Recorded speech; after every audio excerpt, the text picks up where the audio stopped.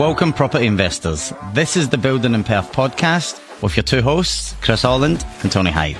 If you're a property investor or you're curious about investing in property in Western Australia, this is the podcast for you. The reason for that is we're not going to hold back. We're not going to sugarcoat things. We're certainly not going to bullshit you, and we're going to exploit everything that you need to know. Every month we're going to have special guests on, industry professionals, and then we're going to release an episode every single Monday. So you're not going to miss anything.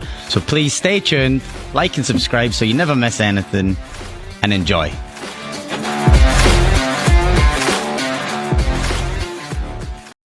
Hello and welcome to the Building in Perth podcast with your host Tony Hyde and Chris Holland. Hey mate. Hi mate, How's how it you going? doing? Cup of tea, is it getting to tea world? Cup of tea, it's still morning. Oh great. Look, this podcast we're going to talk about you and why you became a builder and all the good stuff and how you got to that journey. But first I want to give a big shout out to the Joondalup Wolves, one of our major sponsors that we sponsor every season. Basketball, pretty good up in Joondalup there. Get yourself up to the season starting pretty soon. We'll post sometimes when they get in there. But yeah, big shout out to Andrew Somerville up there. He's an absolute legend, looks after us when we go up there. Reserved seats, couple of beers. So cheers Andrew, thanks mate. Top guy. So yeah, talking about you being a builder. Great, I'm so vain, so hit me. Yeah, this is going to be horrendous. You're going to hate talking. So just, we've all been through, all our listeners now, you should have been through heaps of our podcasts, and now maybe about time learning a bit about us, more so on you today and why. So I'm probably not going to say much today because this is going to be all the That's good, no one can understand you the anyway. Chris Holland show. No one understand. So look, who is Chris Holland? Where did he come from? What happened? Why are you here? All right, so a fun fact, not many people know, I was actually born in Melbourne. I was only there for 3 or 4 months, and then we moved back to Scotland. Mum and Dad's from Scotland. My dad was out playing professional football. That's the real football, the round ball. Had me, they had no support network. They were quite young at the time in a foreign country, and it all got a bit too much for them. So they relocated back to Scotland. I'm from Glasgow. I grew up there for 14 years and then relocated back to Perth. So I done a year of school in Perth, I believe, and then went straight into my apprenticeship. So that's my background, where I'm from, and that's why I've got this dodgy accent. And that was back in the day when there was no Facebook and Zoom calls and Bebo. And all the MySpace. MySpace. Do you remember that? It was a lot harder to stay connected than it is today. Correct. I think there were still 6-month boat rides to get here, wasn't it? Yeah, There was that's no planes right. and Yeah. stuff. So. I done mine in 3. I always did. So you're out here living. You started your apprenticeship as a chippy. What else? So we'll get into that in a minute, because that's how the building. What else about you? What other stuff you got? So I'm a father of 2. I've got Charlie and Archie. Archie's 3, Charlie's 5. I'm a sports fanatic. I love my football. I love my golf. I love construction. I love self-development. Every single night, I'm a bit of a weirdo. I do research for 1 hour before I go to bed, whether that's in way of self-development books, business books, real estate books. But I also listen to podcasts all the time. So one of the reasons I think we started this podcast is because we both listen to podcasts and see the benefit of it. It's just free education. So yeah, I'm a serial researcher. When I get my teeth into something, I go for it. But more importantly, when I've got a passion for something, I want to be the best. So, and that includes being a dad. Yeah, that's awesome. And I know the boys in there. They're pretty good Mental. fun. They're pretty good, pretty mental, pretty good fun. So you talk about football. Who do you support if you're from Glasgow? Celtic. That's the wrong answer, Chris. So just listeners, I don't know if you know, there's a big divide in Glasgow between Rangers and Celtic. Not like your Eagles and Dockers, it's a proper It's divide. like they have to have 6,000 cops on duty to separate them in fans. It's pure evil. Yeah. And Tony's a Rangers fan. I'm a Rangers fan and Chris is a Celtic fan, and surprisingly we doesn't affect us other than probably 12 hours before the game and 12 hours after. We don't really talk to each other. But other than that, best mates. Yes, correct. Best mates. 100%, Other than that, 4 mate. times a year, 5 times a year, we don't really talk. We don't. Well, Chris sets up my office with Celtic pictures when they beat us, and I do the same. Which is often, obviously. Oh, here we go. Right, and we'll move on. Right, so you're a builder. Yep. Where did it all start? So when I moved to Australia, actually I was quite upset. I didn't want to move to Australia when I was young. I was actually on the books at Rangers, believe it or not. I was playing for Rangers, and I thought I was going to be the next Kenny Dalglish. So I was really focused on my sport. I was actually quite half decent at golf when I was younger as well. So I could only see myself not in a trade or construction. I thought I was going to be a professional sportsman. Then when my parents made the decision to pack up and move to Australia, I realised very quickly it was too hot here to play football, and my skin didn't enjoy the sun. So when I went to school, I got quite fond of woodwork or cabinet making in school, and I was good at it. I wasn't actually very good at school in anything really. Maths, I'm good. I'm quite sharp with maths, English, and I just had no attention span. Like I hated school, but I enjoyed woodwork and PE. So when it came to 16 years old, I think it was. Yeah, 16 years old. Instead of going in and doing year 10, I think I left in year 9. I left in year 10, sorry. Instead of re-enrolling for year 11, my dad said, well, why don't you go and get a trade?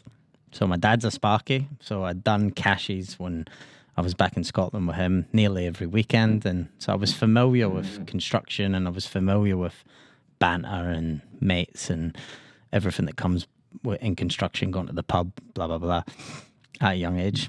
The legal age of drinking in Scotland's 12. Everyone starts drinking at 12. So, look, it was just purely because I didn't enjoy school. I was like, I'm going to go and do a trade. And then I looked at all the options.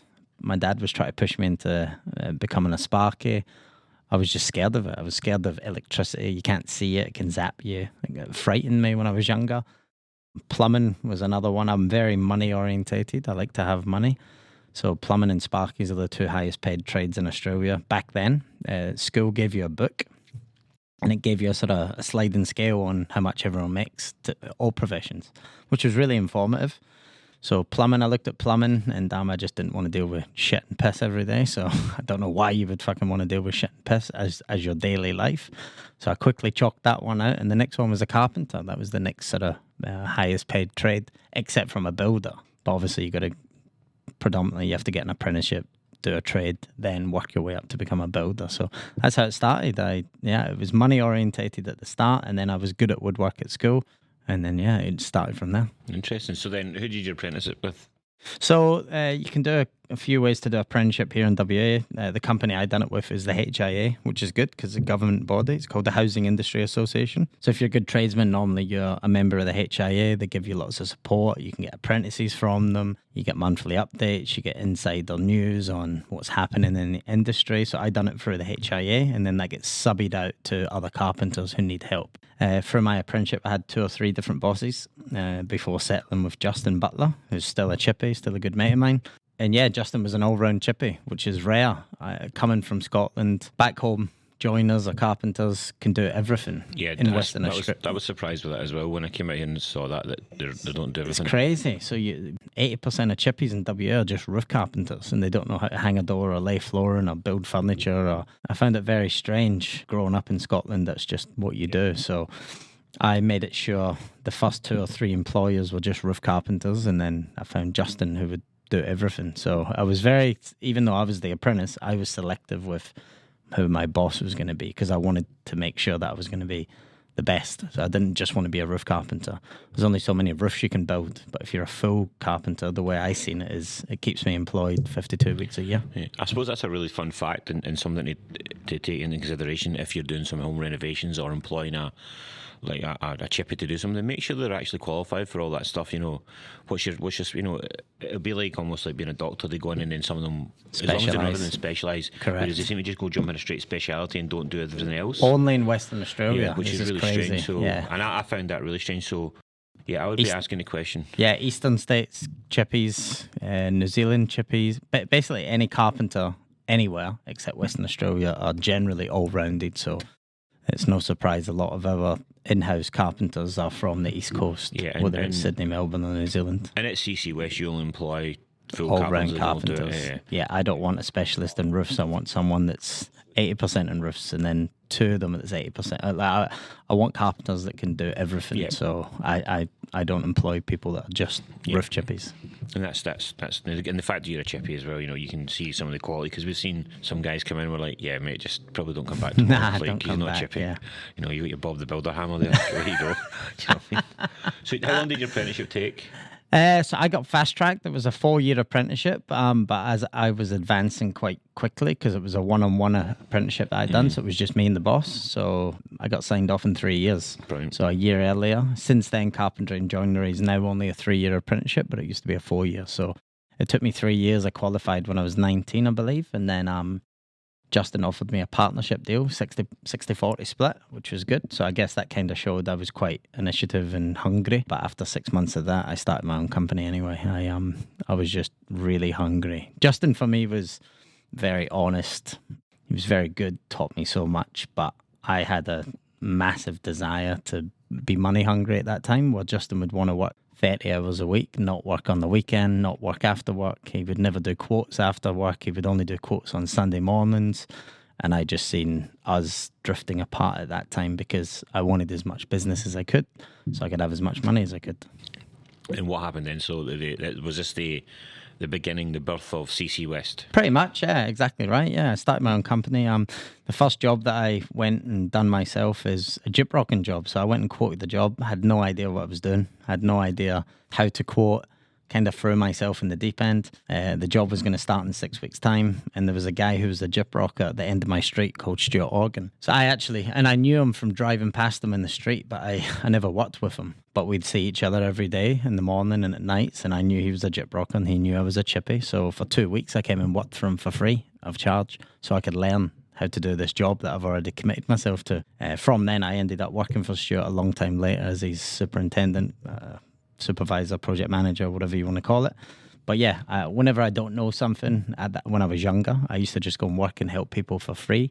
More often than not, they would end up paying you know what I mean? But I would never charge them or want to charge them because I wanted that experience. So I used to put myself out there a lot and throw myself right into the deep end. And then, like I said, I'm a serial researcher, so you bet for that 6 weeks, all I done was watch YouTube of gyp rocking videos and try to teach myself anything that I didn't know. Yeah.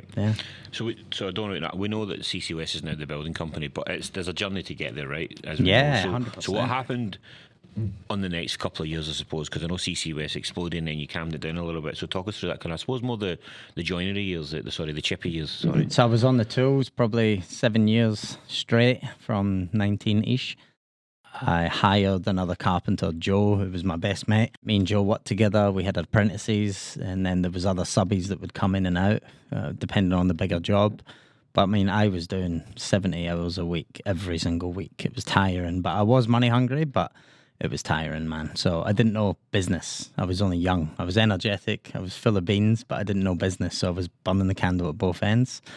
I'd be working during the day, then I would be going doing 4 or 5 quotes every day. Then I'd have to go down and at that time write them up. I used to write them in an invoice book or a quote book and then, hand deliver my quotes to clients.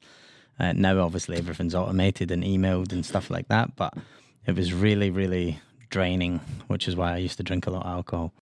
So it was me and Joe for a long time. And then we got an apprentice race and whatever. And yeah, we did 6-7 years or whatever it was, full time. I mean, 6 days a week, full time for 7 years. Yep.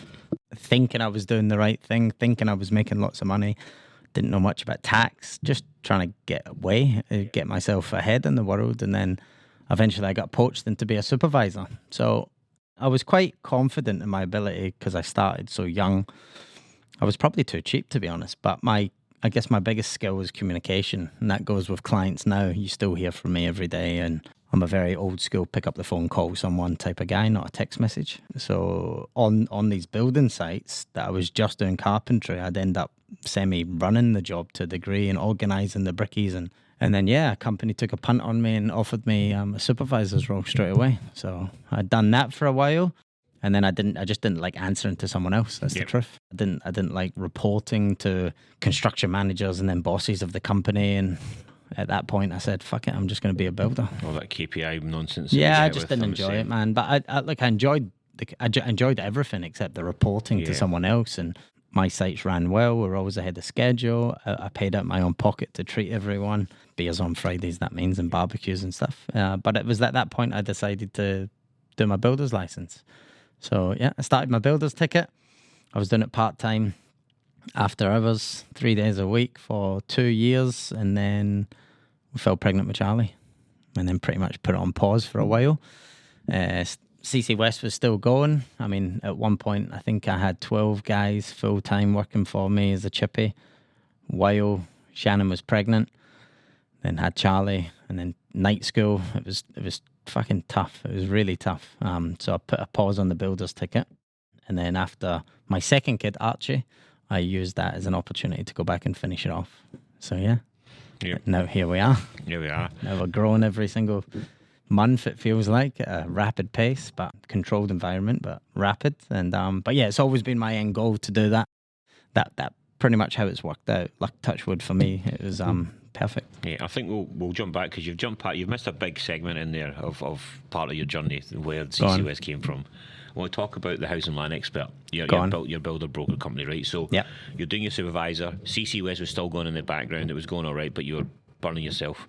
Where did the house and land expert come? What happened there? Because this is how I came into you. Yeah. Well, I knew you beforehand anyway, but this is how I saw what you were doing. About, this is something I need to get involved in. So basically, when I got my builder's ticket, I felt like I'd accomplished everything. I'd been on the tools, I've had apprentices, I've ran large-scale jobs, small-scale jobs. I really thought I was the real deal. But there was, in my research and all my self-development stuff, there's a saying, without sales, business fails.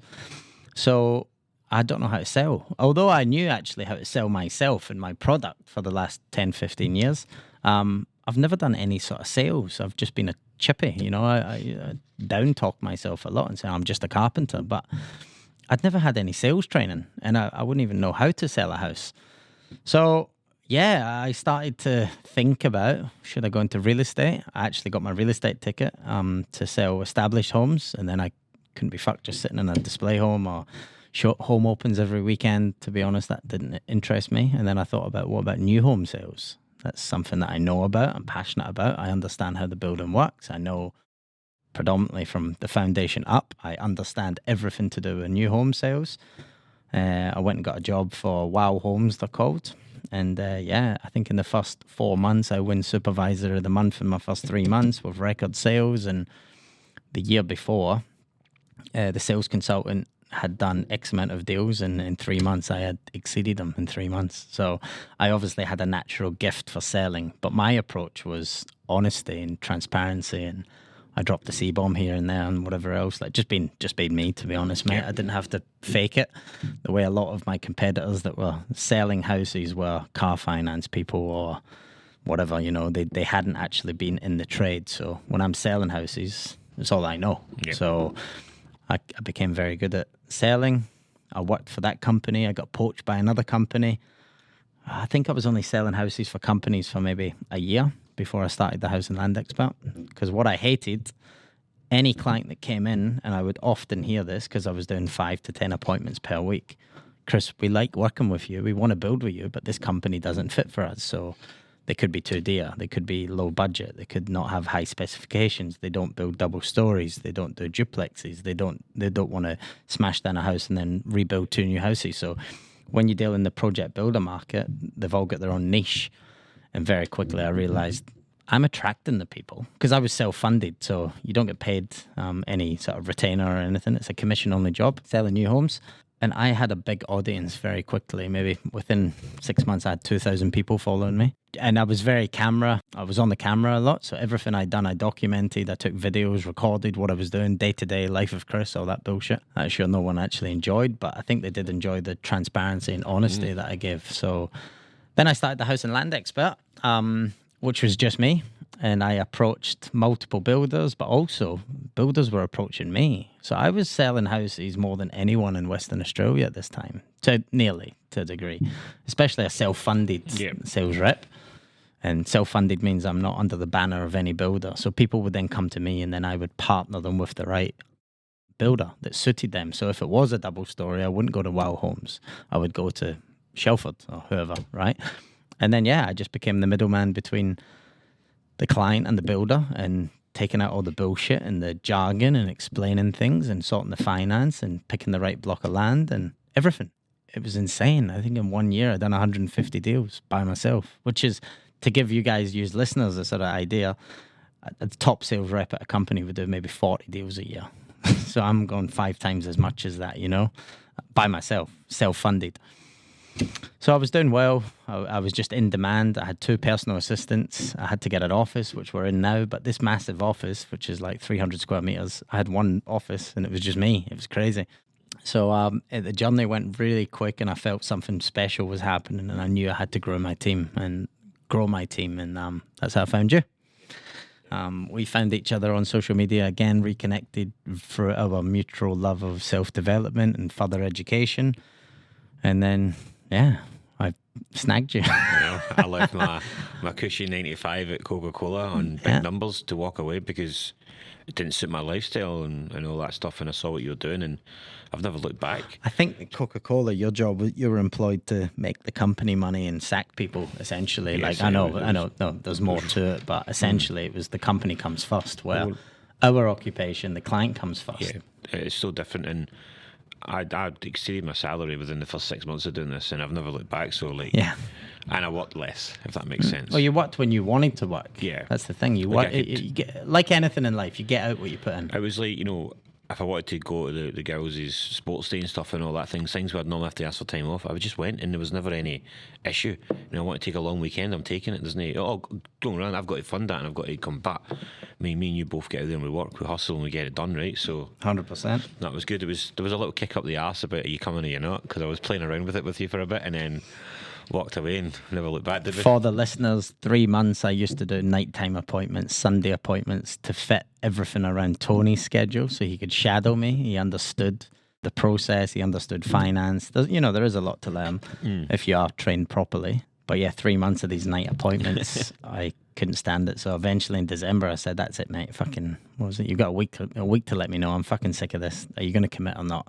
And obviously you were reluctant. And I think you thought it was too good to be true, because I'm just walking about happy all the time. I know. And you're coming in stressed after 8 hours and sacking fucking 400 people and all, like brutal. Totally different mindset change. And then you did, you trusted me, you committed, you handed in your resignation, you gave up your long service leave.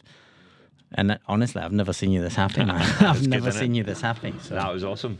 Our job's helping people, though. How can you not be happy? And that was the ethos of what I got with the House and Land Expert is, it's making sure we've got a builder for every single client that comes in, being completely transparent. The amount of times we get clients that come in and we tell them the price or something and they go, nah, get it cheaper. And we go, I don't think you will, or you're going to get a price increase, or they're lying to you. And they come back 2 weeks later, Tony, Chris, can you fucking help me? Have you put any money down? Happens weekly. And we just got to try and fix it. So yeah, we might look as though we're more expensive, but we're actually giving you the full price of what it's going to cost you up front. Yeah. And then even when you get your quote and then your final quote, we're always pretty much within $1,000 or a couple of grand, bang on. Yeah. We can look at it and go almost to because we know the square meters and stuff. So yeah, that's of all the builders. Of all the builders, we know roughly where to play around in, right? And then they'll come in and we'll get clients coming in, they'll tell us, I've met with this builder and you're just going, he's lying to you. He is lying to you to get your $5,000 deposit and then you'll never see them again. We don't do that. It's horrible, man. Anyway, episode 1 talks about that. Yes, you should have listened to it. You should not be listening to it right now. In fact, you can listen to this one and then go back because it's meeting Chris, so you get a bit more quality. Correct. So the House and Land Expert happened. You got me in. We're killing it. Catherine, Reese, Courtney came in and out, and then the team started to grow. Well, sorry, you pivoted again and went, look, well, you've seen all these builders doing stuff. Yeah. You can do that. And CC West just relaunched. Yeah. So CC West was predominantly just a carpentry company. We done decks, renovations, extensions, re-roofs, stuff like that of that scale, like 20 to 100 grand sort of scale.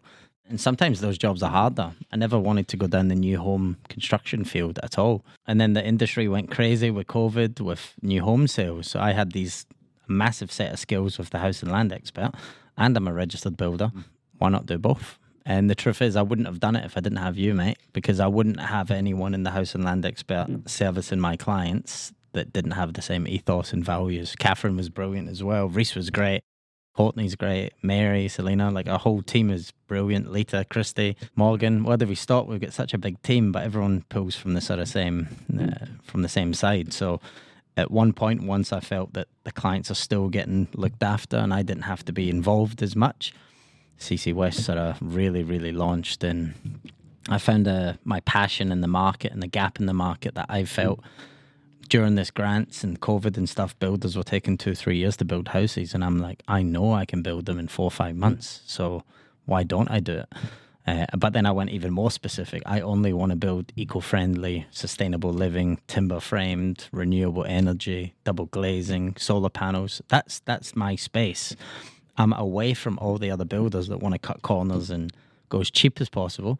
I want to build good quality houses that are sustainable, energy friendly for the environment.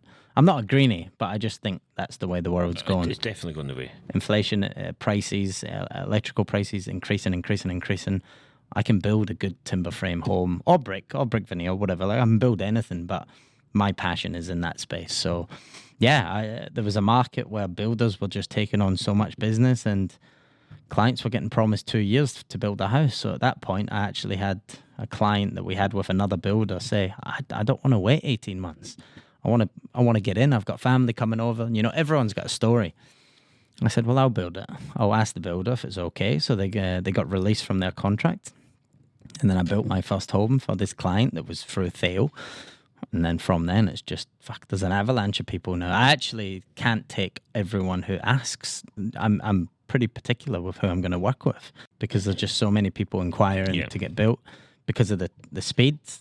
Being on the tools my whole life and supervising, I think the biggest flaws or issue in the construction industry is the builders don't have control of the subcontractors. So CC West is the opposite. We have full control of all our tradies because they're all employees. So I've went a different route again. So I've got high risk in terms of my overheads are consistent. I've got wages instead of subcontractor invoices, but then I can control the speed of build. So yeah, you put it in a way that you can pivot either way. So if you need to go back to subbies because it slows down all that, and you've got more of a monopoly, then fine, you've got that ability. It's not slowing down, man. But it's fucking. You should have read the last post with Dan on there, mate. It's unreal, right? It's going to get bigger. And go back to the last podcast and listen to what Dan from Move On was telling phenomenal. You. Some of crazy. The statistics, and in short, Western Australia is going to go for a building boom in the next 2 years again. Again. Yeah. And then interest rates will come down and it'll get easier and we'll be flying again. So just get it done.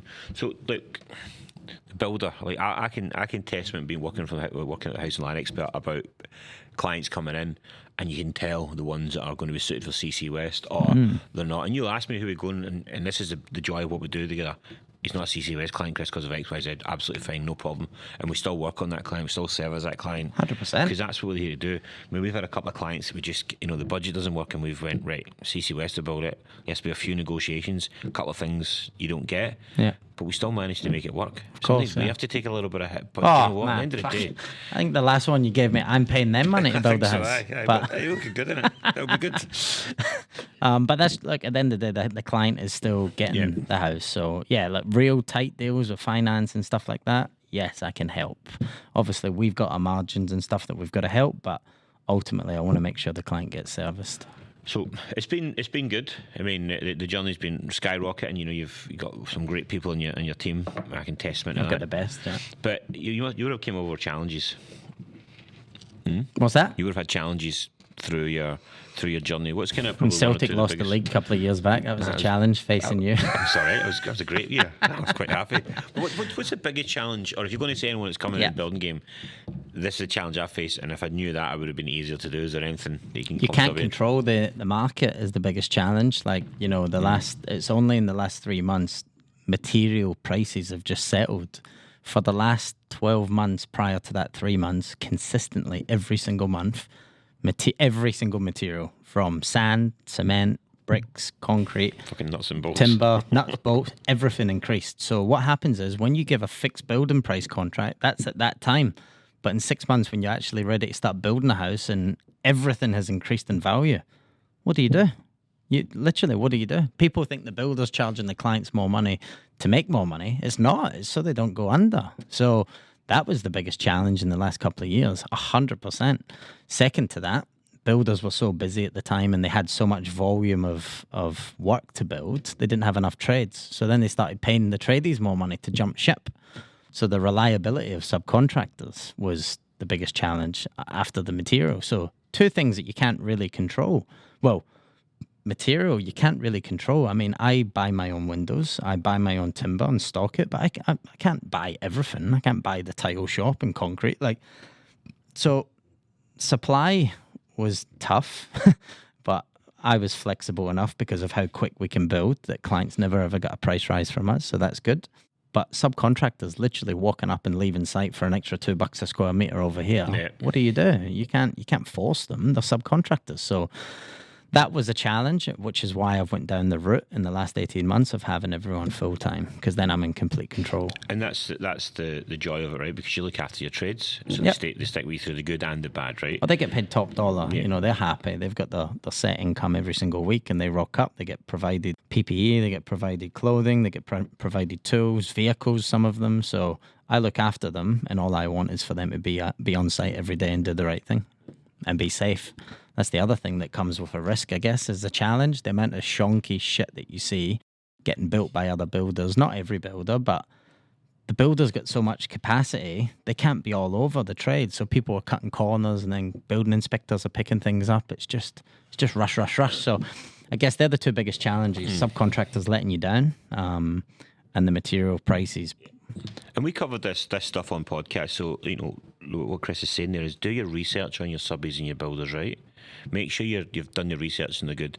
Look, pretty much every builder will appear on Shonkies at some point, but if they're regularly showing up, if they're on there once, have a read and see what it is. I bet it's a lot of shite. You know, we've seen a couple of our builders on there, and you look at it, it's like, it's nothing to do with the builder. That was a bloody real estate agent, or that was the land agent, or it was the settlement agent that fucked it up. You know, we've seen that, and it's been like, hold on a minute here. Or the subcontractors. Yeah, you're like, it's not their fault. You know, you go in good faith, you pay these guys, and then they disappear. But there's also an element of some of the builders in the back in the day there weren't looking after their subbies, paying them piss money. 100%. And you got to reap what you sow, right? You know, but you look at some of the good builders who've kept their subbies, who haven't left them, are still working them because they've looked 100%. after them through the bad hard times. Yeah, 100%, mate. And with that, you know, you touched on something there, like the builders not looking after the tradies. That's because at the time, the builder was in control, and they could get whoever they wanted because they had guaranteed work. Then when it swung and the builders are so busy, they don't have enough tradies. Tradies are now in control, and they're picking and choosing who they want to work for. There's a company that I won't say the name of that used to backcharge every tradie religiously. So let's just say the plasterer gets $4,000 to do the float.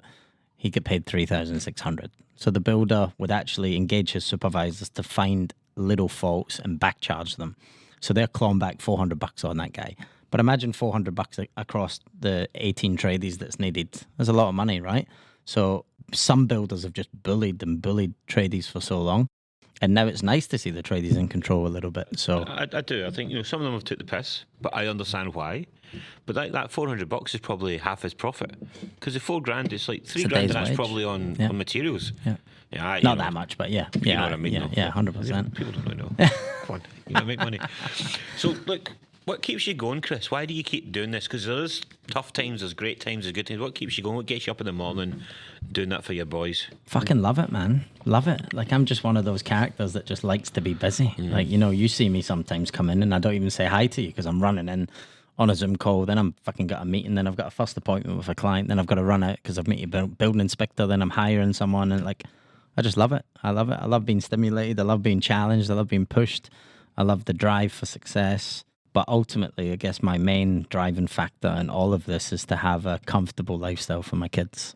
If they want the opportunity to go to university when they're older or further any sort of career, I want to be able to facilitate that. Obviously, my kids will be labouring for me at 12 years old. There's no doubt about it. They're gonna learn you sure? hard Archie's love. He's going to look at you and go, what? No, Archie will beat me up. He'll just throw a hammer at you. It's the kids, man. It's the kids. Yeah. Although, even if I didn't have kids, I'm still this character. I'm a high energy, positive sort of character that gets his teeth stuck into everything. So, like for me as well, like I'm a pretty hard worker as well, but compared to you, it's nothing, right? I used to go, I don't work that hard, and then folk would look at me going, Tony, you never stop. And I was like, but you see, that's not job. But we're totally different to how we go about stuff, like my sales technique or how our transparency is, but it's magic, totally isn't it? different. And It works perfect. we bounce off each other. I think I'm a hard worker, but for me, it doesn't feel like work. So You're hard work. Yeah, I am hard work. Because if you ever get the pleasure of working with me, you do often get 3 a.m. emails and actually, sorry, you get an 11 p.m. email and then you get 3 a.m. email the next day, followed by a 4:30 follow-up email, and then a 6 o'clock, why have you not responded email? I bet he schedules them, so don't be full there. Nah, look, I do. I exhaust myself with work, but again, I think that comes from all these sort of videos and podcasts of high achievers over performers and self-development. Like I look at guys like Tony Robbins and Grant Cardone and Gary Vee, and the power and energy that they possess, and like that's me basically. I'm a mini one of them in a very small scale in Perth, Western Australia. But that sort of energy and always being on the move, that's how I like to live my life. And we're both kind of like that. That's why we love working with the investors we've got over East, and why they trust us is because we're up early. We're on the phone. We're out there on site. We're smashing it out. We love doing that. Like there's nothing better than going to site. And sometimes you don't get to go as much sometimes because you're stuck in here. But I love going on to site and just seeing the boys watching it come to life. Yeah, watching it come to life and stuff. When you get quite often we'll go out there and we'll FaceTime the client and go, right, this is what's happening right now. Your roof's going on. They're like, just 4 months ago, as I told you, 6 month bill, we're in. I was on site yesterday for 4 hours. So my team built 2 4x2 houses in one day. Right, so the slab went down 8 days ago, cured, got the drains done, slab clean. Yesterday I had nearly the full team, and we built 2 houses in one day. And I was on the tools for about 4 hours. And I went to bed last night at 8 o'clock. I was knackered, and I was only on the tools for 4 hours. Were you even tooling? Were you just telling what to do? No, I was actually on the tools this time. How many nails did you hit? 5? 6? 400 or something. I'm a bit of a beast. When we talk, just so folk don't jump on and go, you didn't build it. You built the frames. Yeah. Right, the frames, which is fucking impressive. So this is let me tell you, this is where people go, you can't build houses that quick, and the quality shit nonsense. It's fucking timber framing. So there's a couple of nails sort of thing. It's not laying 5,000 bricks, which takes you 6 weeks. Right, there's a big difference there. Like it's just Western Australians aren't used to it. It sickens me, right? And we've come from Glasgow, where it's all timber frame, and that's how they build them. And they build them in the rain, and it doesn't damage anything. Like the stuff you hear in WA is just a lot of shite, if I'm honest with you. It's just been like that since the 80s. It's just very old school methods, and it's tried and trusted or whatever, tested and tried. But like, there's just depends on the circumstance. But to build 2 4x2s and get it to plate high in one day. I mean, what day is it today? Thursday. By Thursday next week, I'll have the 2 roofs finished. Like, the boys are starting roofs today. So that's like, you're talking about a 6-day turnaround, and we've got fucking, it's like the house is built. People in that estate going, my house hasn't even got the bricks yet, and this. So the same finished. 2 houses on a 2-in-1 team bricklayer would have took 8 weeks to get to where I've got in one day. So that's what we're talking about. We've got investments coming out of our arses. We've got real estate agents phoning us saying, Tony, Chris, can you sell this land for us through your investors? And we'll fire on a 6-month build on it. If we, from slab down, we'll smash it out. We've got the capacity to do it. So talk to us. We've got plenty of land. We know how to work the site works, so we love it. And just going back on that wee bit about energy efficiency, energy efficiency when you're doing timber frame and all that, and EPS walls and massive walls and stuff like that, it might look a bit more expensive, but see if you put double brick and then to achieve 6 or 7 standards rain, it's going to cost you about the same price when you start putting all the stuff that's required in a double brick house. And double brick's terrible for keeping in the heat or the cool. Promise you. So you should have watched the energy efficiency thing there. Just in terms of cost, right? Just a fun fact. So there's roughly in a 4x2 12,000 bricks. Roughly, right? Or whatever. It totally depends on the house. 12,000 to 16,000 bricks, let's say, right? Think of it this way. Brickies get paid how much per brick? About $2.50 a brick, isn't it? $2.50 to $3 it was, and now it's dropped to about $2.80 for an external. Internals are about $2, right? How many bricks? Say there's 2 bricklayers and a labourer on $500 a day, $1,000 plus the labourer $300, $1,300 a day, right? So $1,300 a day, and it would take them a month to lay that. So you do the maths. They're getting paid per brick, roughly, and that many bricks, as opposed to 3 chippies. One day, the walls are built. One day. So I'm charging my clients day rate, not square meter rate, not brick rate. So it's a huge savings. Massive. You're talking $10,000 minimum. And putting all the, what do you call it, in the insulation. Insulation in there, you just put it in. It's just a no-brainer, but that's a different podcast. But anyway, so look, what's next for CC West? Where do we go? Where are we taking it? There's a thing called vertical stacking. So Theo and CC West vertical stack beautifully. We've got CC West cleaning, we've got CC West maintenance. So vertical stacking, clients come in through Theo, for instance, and if we can't help them directly in CC West, you'll take care of them, go into our 15 other builders, still service them the same, which is brilliant. Vertical stacking, if the client does tick the box of CC West and we want to engage with each other, then CC West takes the build. CC West will do the maintenance work. CC West will do the cleaning. CC West will do the blah, blah, blah. So what's next for us? Double glazing. is going to be a standard. So I'm currently in negotiations with a supplier to have in stock double glazing readily available. That's my next venture, I guess. So I'm going to start my own glazing company that we can supply and install to other builders, but predominantly it's for our own clients. The benefit will be for our own clients. Roof plumbing, that's a shortage at the moment. So basically a mini labour hire company if you want. Yep. However, they all work for CC West. So our builds take priority, and that will be made publicly clear to anyone that wants to engage us. Our clients come first so that we can still guarantee these 6-month build times. But essentially then I'll have a team of roof plumbers, I'll have a team of carpenters, I'll have a team of second fix, I'll have a team of plasterers, glaziers, and then we can subcontract them out for renovations, extensions, home improvements, and or other builders. So vertical stacking, CC West, right through the construction. I want to have trades in-house all the way through, and then just our clients get looked after constantly. And if I need to find work for them, I can take on a commercial project. I can do other things to keep the guys employed. But the truth is, the amount of sales that we are going through at the moment, we're going to be busy. So that's next. Right now, CC West only builds 6-star energy homes. By June, I want to have all of our custom designs, or our designs that we own, all 7-star energy rated. So that's my big push. That's hard. There's a lot of back-end stuff that we need to work with a designer and energy efficiency assessors and suppliers, because it's easy to make it 7-star, but it costs quite a bit of money. So I'm going through the back end of it and negotiating with suppliers and stuff like this and designing the house accordingly. There's so many factors, but basically by June, July this year, let's say 1st of July, I only want to be building 7-star energy homes. So that's my push. And then again, that's something that we had a meeting with our supplier the other day, and we're not going to say much more on it. It's really exciting. He's coming on in a couple of weeks, isn't he? He'll be on the podcast talking about a new building method, which is going to get us probably 8 to 9-star. I mean, we're talking 9.6. I think the last one. You don't even have to have aircon. You don't need that in 6-star energy. It's crazy, never mind right? 9.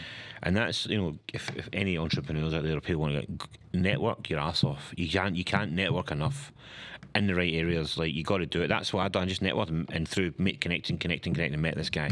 I was at a meeting. The one I was at a couple of weeks ago there. Yeah, the Eco Village, yep. like in Hamilton Hill. Wow, blown away with stuff like. Yeah. We've just got to try and crunch numbers and do that. And I think there's massive. 100%. Massive, I don't know the word now. It's just opportunity with that to get, especially with clients and that stuff. So, well, your meeting with that Eco Village led to our Zoom call with this fella who's coming in a couple of weeks. And again, we just don't want to disclose it until he's here, obviously, because we're going to do a full podcast about his product. It's going to be super interesting. It's a French imported product that's worldwide known, and it's just came to WA pretty much as usual. Basically reached out to us because we're timber builders going. We want you guys to push our product, yeah. But that's what we do. Other reps and built brokers are just sitting on their waiting the leads coming in. We're out there finding different. So when we say we want when the client comes to us, we've got the perfect building method for them. We've got them all. I just feel don't change what's not broken. That saying that fucking almost challenges me. And that old saying, don't change what's not broke, or if don't fix it. That just goes against everything in my head, because I'm like, we're constantly improving. I mean, they've been saying that saying since before the internet was a thing. So why did we jump to the internet instead of keep delivering things by post? Because it's fucking easier. It's better. It's cheaper. It's faster. It's more. Everything's better about the internet to how we operated 30 years ago, right? So what's going to happen in terms of building in 30 years' time? It'll be totally different. So this double brick, single glazed construction, stick roof, it's just past tense. So I'm constantly trying to look at what's coming next, and implement it early so we're ahead of the game. Because when the other builders catch up to us, I'm already ahead of the game again. So that's what's next for CC West. We want to be the most innovative builder in Perth. It's brilliant. It's great having that arsenal. You need to learn every day when we're out here. So I think that's pretty much it. But I want to know a couple of fun facts about you, Chris, that people probably don't know. +2 handicap golfer. I was. Okay. At the time of recording, no one knows when this is getting recorded. Nah, you're pretty good at golf. You get hit the ball of bloody mile. I'm not a +2 handicap golfer, by the way. What are you for now? 5? 5. Five is not bad. Love golf. Better than my 20, right? So that's all right. Here we go. You just started. Here we go. What else? I'm going to say what I know about you. you're a damn good cook. Yeah, I was yeah. really surprised. I came around for dinner and I was like, this pork belly's the best pork belly ever. And the gravy you make, I was like, nah, fair play to you. You're a good cook. I make everything from scratch. Yeah, I love it. It's another pure passion. Like, so see my researching in terms of self-development and entrepreneurship and building methods and all that. I fucking love cooking. Like, literally, I watch so much. Like, I'm on TikTok. All my TikTok is not building stuff or carpentry or gorgeous looking women. It's literally food. Like, it's literally food. Like, I just love cooking. We hate food, don't we? Absolutely love cooking. So, yeah, I do love cooking. Yeah. No, that's good. What other fun facts have I got? Entrepreneurship. You know, you've got this CC West in the building, but there's a few other businesses you've got out there. There is a few other businesses, yeah. If anyone goes to Bali, I've got a taxi company called Bali Chubby Driver. I've got a massage salon in Bali, Sunset Day Spa. Amazing. So good. Based in Kuta, but honestly, the friendliest service you will ever get in Bali. So those two companies are going really well. There's a bar in Bali that's opening soon. I don't want to give too much away, but that will happen by the end of the year. So we'll have a bar in Bali as well. I like Bali because it's close, it's easy. You can nip over there for 4 days and it doesn't break the bank. You're not jet lagged and all that stuff. Unfortunately, from Western Australia, we have to travel quite far to go anywhere. So, like the weekend there, I went to Sydney for a weekend to Sydney, play ice hockey. you were knackered. I was done. 5 Yeah, you were hours. absolutely knackered. I know. So, yeah, so I've got a few things in Bali, and that's probably going to continue to grow, to be honest. But then there's a few things here as well. So recently just purchased a hair salon. Now, people might laugh at that, like, what the fuck do you want a hair salon for? I actually have a huge interest in it, if I'm honest. My mum was a hairdresser and owned her own salon of 22 years. My auntie currently owns a Valona and Associates here for 18 years. My partner has been a hairdresser for 26 years. My ex-partner is now a hairdresser. My ex-partner's mum's a hairdresser. My ex-partner's a hairdresser. Your ex-partner's a hairdresser. So it's really strange, but there is a thing about hairdressing salons that attracted me, and that's everyone gets their haircut. So it's customer service driven, and yeah, I wouldn't say I've got a passion for it, but I see a business opportunity there. So yeah, we've just obtained a hair salon, probably a second one by the end of the year. And then there's a couple of other things. Obviously, the glazing one is at the forefront of my mind. I think every home should be double glazed. There's not one negative to double glazing, and the cost can be dismissed because the amount it saves you in your energy and your electrical bills outweighs how much the extra cost is. So the glazing company that we're going to start up shortly is big passion. Yeah, well, on that, we'll give us a couple of weeks when we've spoke to this other guy, and we're going to show you the prices. We'll do a podcast on it, what it costs to build a double brick 4x2, what it costs to build a timber frame, and all these different products, and then we'll try and work out what it will save you in the energy and how much you'll recoup your costs. So yes, it will be a bit more expensive leading up, but what are you going to save over the year in your energy bills?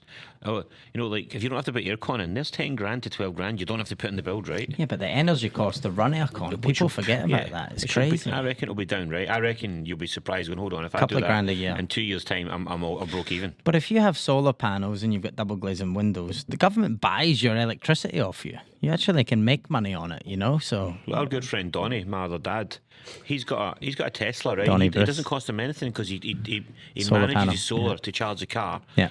And it's the next level way to go. There's right? no And maintenance. Like, I'm a believer in electric cars and stuff like that as well. Like, I know I'm not a rev head that wants a V8 and fucking the sound of it. Actually, the opposite. I want to listen to nothing when I'm driving. And so, like, yeah, that type of stuff, Like, yeah, I've just got a big drive for. Get the joke? I've got a big drive for innovative technology. Yeah. And like Elon Musk, he's one guy that I follow religiously. I think he's superb. the guy's decided to He's go and challenge the unbelievable. norm and go, we don't have to do this stuff. And I think Twiggy Forrest, these type of people are just inspiring, and I want to be my little slice of them. If I take a little straw out of each of them, makes me this much better, then that's all right. Was it 1% better every day, right? That's how you need to achieve, and then you're 365% better at the end of the year. Yeah, It's a no-brainer. yeah, Well, yeah. look, mate, I was great the listeners get to hear about how you're journeying, why you're here, and why we do what we do. I need to make my hat bigger now. I've got a big fucking head now for talking about myself for half an hour. You don't. You love talking about yourself. Is one thing you do. But no, look, really do appreciate you giving up time. But we love doing this. We love talking. Just give you a bit of a transparency about who we are, especially you, and why you're building and why you do it. Yeah, it's for money, but it's also to help make sure that people aren't getting fucking screwed over out there, because it's 100%. still happening to this day. Friday morning, that person person came in and was just like, that Scouser couple was like about to get screwed over by another builder, and we've managed to stop it. And we didn't take the deal off them. We just went ask these questions, and by Saturday afternoon, he's like, Chris, can I see you Sunday? That's what we do. Just transparency. His words were, "We've never felt so welcome and open." With they actually been to 3 different builders, and before they contacted us, and yeah, there was just no transparency. Everything was included, and then when they asked the question, "Oh no, that'll be an extra this, or it'll be roughly $2,000, or it'll be roughly this," and before you knew it, it was like that's 15 grand more than what the price that they actually paid a deposit and lost it.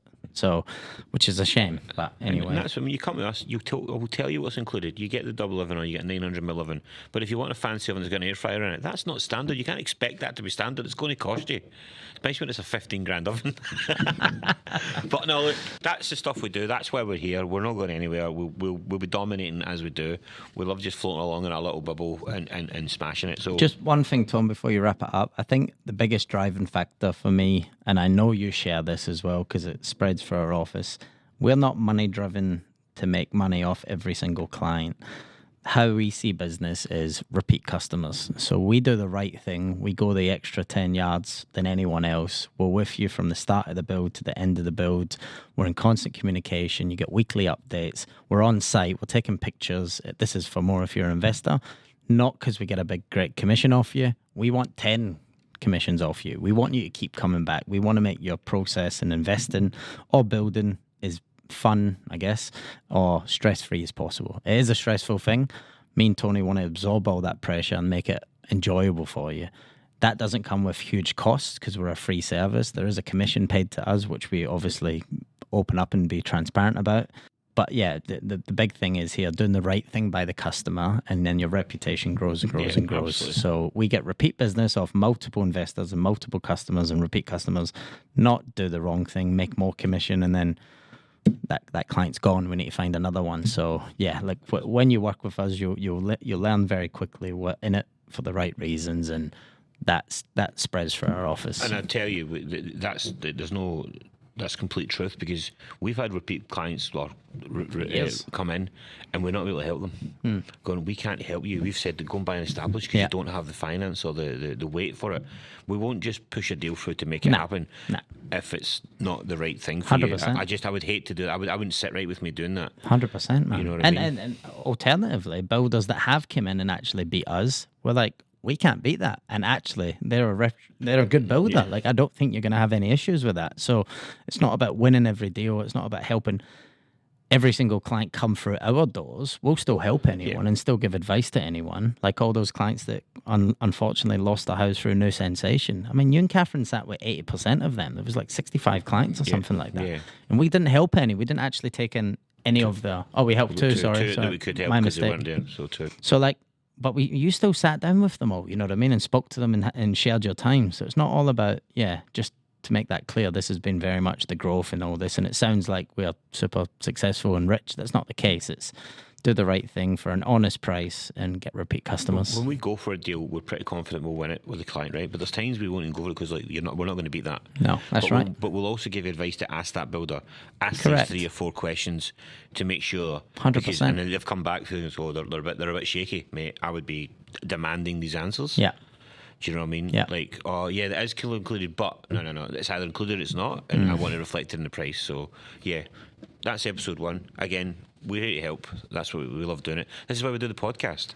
You know, we're here to help, give you the real advice. And I tell you what, we've not had any real negative people going, yeah, you're actually telling the truth. You're not. And that's what we're about, right?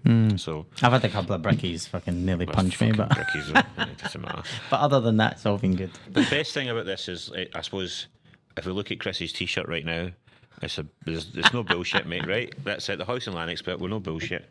And it runs through the whole company. That's what we do. It does. Right? What's the prize for today, this week, for the funniest comment on Chris's free massage? Free massage. Free massage off you. Off me in Bali. In Bali. Paid by me. Which probably going to be drunk. Actually, here's one. Just so you're all aware, at the end of the year, our Christmas party is in Bali, and it's a fully paid for trip. So anybody that's looking for a job and want to be part of the House and Land Expert, part of Building in Perth, or part of CC West, please inquire within. If you want to come and sell houses like I do, come in and work for me. We'll sort it out. We're plenty Free busy. Bali holiday. Free Bali holiday. All right, thanks, guys. Cheers. Remember, like, share, subscribe, all the good stuff, and we'll talk to you soon. Bye. Bye.